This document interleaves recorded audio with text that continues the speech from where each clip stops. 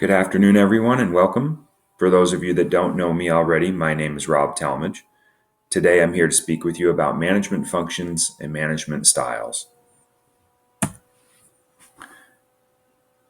The five major functions of management are planning, organizing, staffing, leading, and controlling. In an article titled The Basic Steps in the Management Planning Process by Lisa McQuarrie of Demand Media, she stated, "Management planning is the process of assessing an organization's goals and creating a realistic, detailed plan of action for meeting those goals." The foundation upon which management is built is planning. Deciding on the path of the enterprise and setting the course or courses of action to achieve those goals. Making decisions about the future goals of the enterprise, goals that could be for any given period of time, a week, a quarter, a month, a year, a sales period.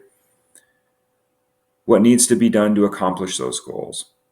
How to get from where we are to where we want to go? When do we begin working on them? And what's the timeline to complete them? And deciding on which team members to include in the process. Organizing involves identifying resources in the enterprise, both human and financial, and determining the best use of those resources to accomplish the goals set forth. Questions will need to be answered. Identifying the number of team members needed to achieve goals, which team members would be best suited to the goals, what role will each team member fulfill to successfully achieve the goal, determination of the enterprise's resources necessary to accomplish the goals being worked on,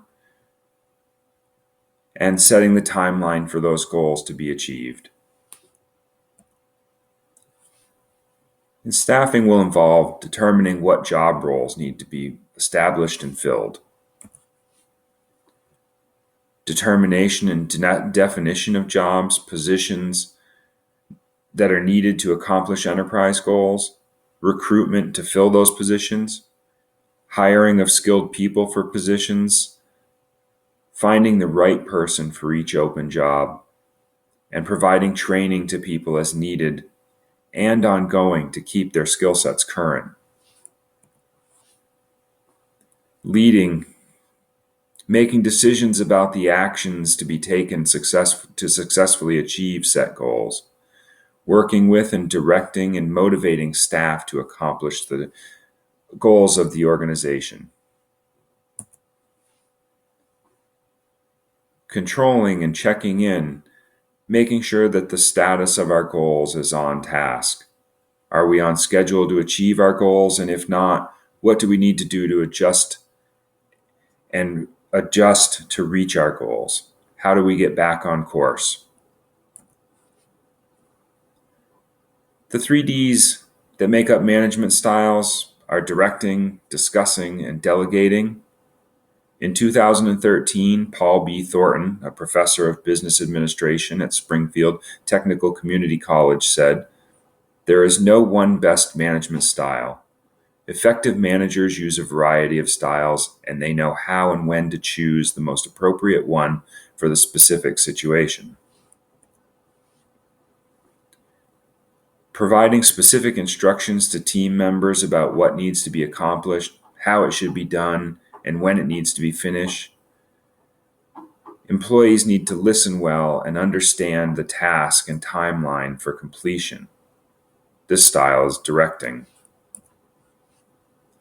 Directing requires clear, precise leadership and specific instructions about the task and expectations, how to do it, when to do it. It could stifle independent employee growth.